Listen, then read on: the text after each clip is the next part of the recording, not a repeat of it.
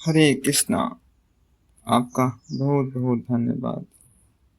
आपका प्रश्न है कि भगवान का सभी अवतार भारत में ही क्यों होता है।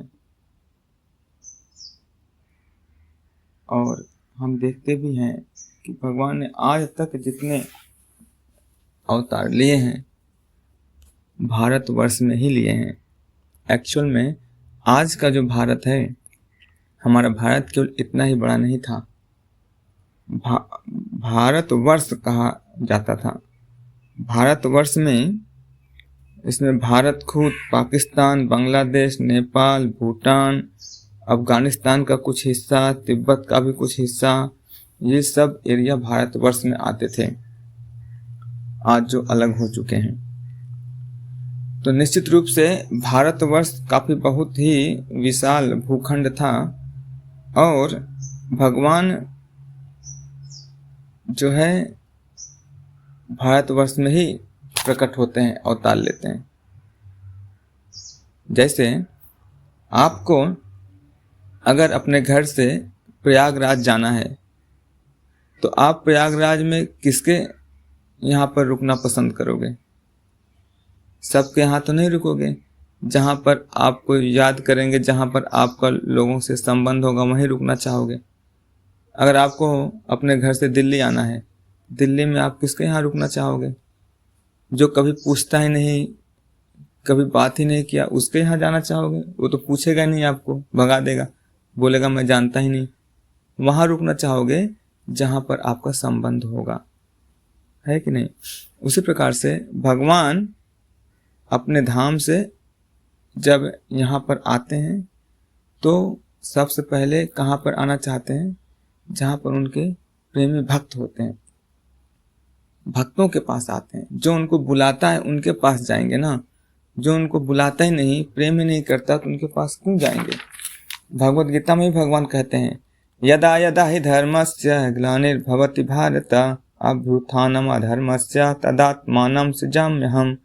भगवान भगवत गीता में कहते हैं, जब भी और जहाँ भी धर्म का पतन होता है और अधर्म की प्रधानता होने लगती है, तब तब मैं अवतार लेता हूँ। कहाँ अवतार लेते हैं वो भी बताते हैं अगले श्लोक में, अध्याय 4 के 8वें श्लोक में। परित्राणाय साधूनां विनाशाय च दुष्कृतां धर्म संस्थापनार्थाय संभवामि युगे युगे। किस लिए आते हैं, अवतार लेते हैं? भक्तों का उद्धार करने के लिए, दुष्टों का उद्धार करने के लिए नहीं।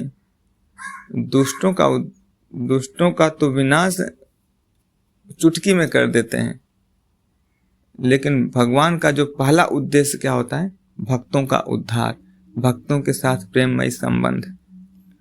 और जो दुष्ट हैं, दुष्ट का तो भगवान वहीं से बैठे बैठे बटन दबा दें। रिमोट तो सारे जीव का रिमोट तो भगवान के पास है, वहां बैठे बैठे रिमोट दबा दें, दुष्ट का विनाश हो जाएगा। लेकिन नहीं, भगवान क्या करें? सबसे पहले परित्राणाय साधूनां, साधुओं का, भक्तों का उद्धार करने के लिए, भक्तों के साथ प्रेममय संबंध, उनके प्रेम का रेसिप्रोकेशन करने के लिए। चाहे आप भागवतम उठा लीजिए, कोई भी ग्रंथ उठा लीजिए, उन ग्रंथों में भी भगवान से ज़्यादा भक्तों की महिमा गाई गई है, क्योंकि बिना भक्त के भगवान की महिमा होगी कैसे? इसलिए भगवान अवतार लेते हैं भक्तों के पास, भक्तों के यहाँ पर।